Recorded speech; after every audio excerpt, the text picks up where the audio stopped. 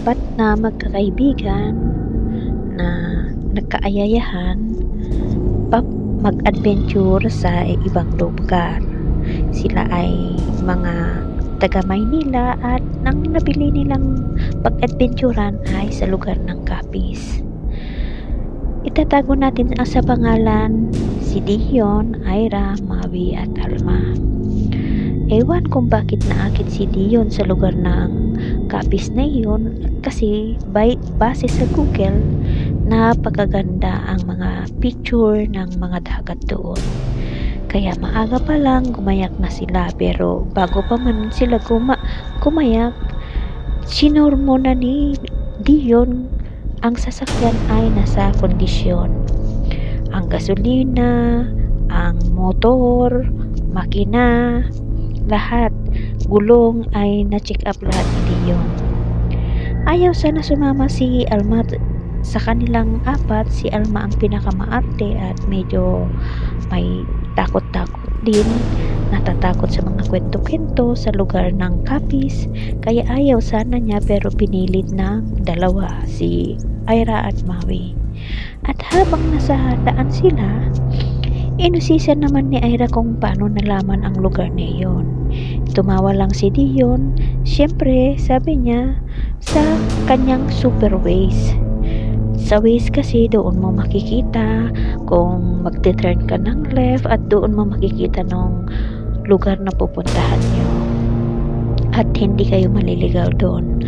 Pero habang papalapit na sila sa Capiz at bigla itong nahinto ang sasakyan.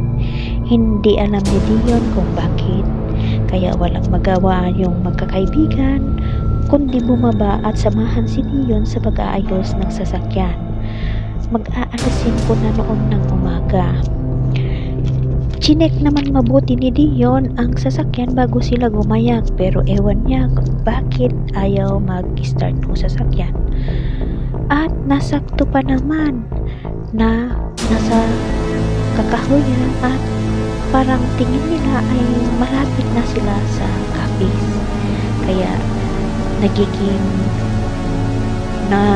medyo nagagalit si Ira dahil bakit nagkaganon. Parang gusto pang sisihin niya si Dion, pero wala din magawa kundi magtulungan na lang sila para makarating sila sa pupuntahan nila. Ito naman si Alma, dahil sa matakot, siyang pinakamatakot din sa kanilang lahat. Sabi niya baka daw may aswang doon, pero tumawa lang si Dion. Nagpapaniwala kayo sa aswang? Wala ganun dito. Wala na ng taon ngayon. At siguro lang, wala naman napatunayan, at saka siguro lang kwento-kwento lang yun na nagpasalin-salin na sa bunga nga ng tao. Maya-maya, habang nasa labas sila at nakaupo doon sa gilid ng sasakyan at hinihintay-hintay nila si Dion na matapos kung ano man yung ginagawa sa sasakyan, ay may napansin si Ira na parang may nakita siyang imahe ng tao sa di kalayuan. At nung tanungin niya si Ira kung nakita ito, nakita rin daw ni Ira. Ganon din si Maui, kaya nagpasya silang na iwanan saglit si Dion at lapitan yung matanda, baka makahingi sila ng tulong at mapaandar na nila yung sasakyan. Hanggang nakita nga nila na isa pala itong matandang lalaki at ang pangalan pala ng matanda ay si Mang Andres. Buhat-buhat niya ang kahoy na panggatong at ang sabi niya, gustong-gusto niya daw manguha ng panggatong pag madaling araw dahil hindi mainit. At nag-offer naman talaga si Mang Andres ng tulong sa kanila kung gusto nila doon muna sa kanila pansamantala paumaga hanggang maayos ang sasakyan nila dahil ang bahay nila ay malapit lang doon. At sinabi nga ni Ira kay Dion kung pwede sila. Agad naman na sumang-ayon si Dion dahil pagod na rin siya, bukod sa siya ang driver, mahaba-haba na rin kanilang biyahe. At iniwan na doon ang sasakyan at ayon kay Mang Andres, ipapakuha na lang niya doon sa mga kamag-anak na pagtitingin doon sa sasakyan at huwag alalahanin ng sasakyan. Nung makarating na sila doon sa lugar ni Mang Andres ay nagtataka sina Dion, Ira, Maui at Alma bakit biglang lumabas ang mga tao. Parang isang komunidad sila na ngayon lang sila nakakita ng tao at parang gusto nga silang kagatin or sakmalin dahil ang mga mata nila ay ang tatalim, hindi mawari kung galit sila sa kanila. Pero sabi ni Mang Andres, huwag kayong mag-alala kasi ngayon lang sila makakita ng tao galing sa Maynila.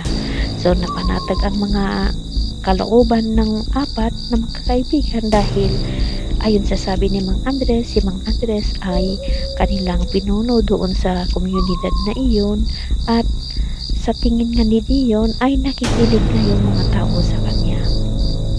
Hanggang nung magpapahinga na sila ay dahil babae yung kasama ni Dion ay pansamantalang lumabas muna si Dion at naglibot-libot. Hayaan niya munang may privacy yung tatlo at makapagpahinga ng konti bago siya makapapasok doon sa kwarto na binigay ni Mang Andres sa kanila.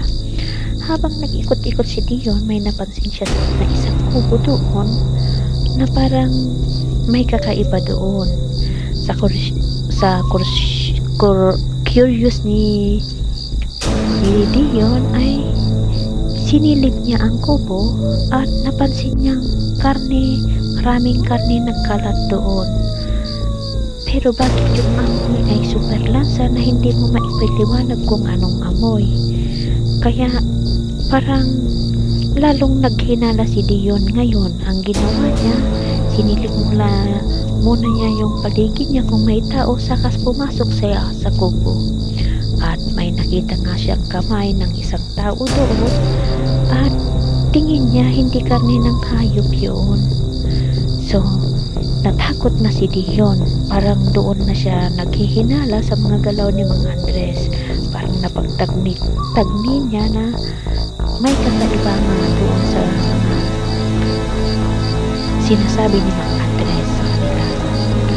Kaya nagmamadali siyang lumayo doon sa kubo at pupunta na sana siya sa kanyang mga kaibigan, kaso nasalubong niya si Mang Andres.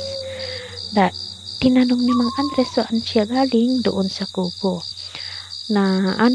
Sabi niya parang hindi niya sinabi na pumasok siya, napadaan lang siya doon at naglibot-libot para mapamilyar yung paligid sa kanya. At hindi naman nagtaka si Mang Andres doon. At nung nakapasok na siya sa kwarto, sinabi niya na pabulong sa mga kaibigan na may nakita siya doon sa kubo at sa labas. At doon yung tatlong mga babae ay nakaramdam ng takot dahil alam nila ang napuntahan nila ay parang isang komunidad ng aswang. Kaya gusto man umiyak ni Alma pero wala siyang magawa kundi harapin na lang nila at tapangan niya ang loob hanggang nagplano na sila natatakas. Pero dahil si Dion lang ang lalaki sa kanila, siya muna ang lumabas para kuhanin yung susi. Hindi ang linlangin nila si Mang Andres para makuha niya yung susi. At nagtagumpay naman si Dion, nakuha ang susi at nung napansin bago magtanghali ay wala na yung mga tao doon. Habang wala ang mga tao doon, tumakas na sila Dion kasama ang kanyang mga kaibigan para hanapin ang sasakyan at alam nila yun lang ang kanilang kaligtasan. Sa tihang palad nakita nila ang sasakyan pero papasok na sana si Dion para paandarin ang sasakyan ay dumating si Mang Andres galit na galit. Bakit kayo tatakas? Hindi kayo magpiesta. Sinabi naman ni Dion na ay hindi na sila magpiesta, uuwi na sila. Ayaw, sabi niya hindi kayo makatakas. Mang Andres, at kilala ko na kayo kung sino kayo po ay mga aswang.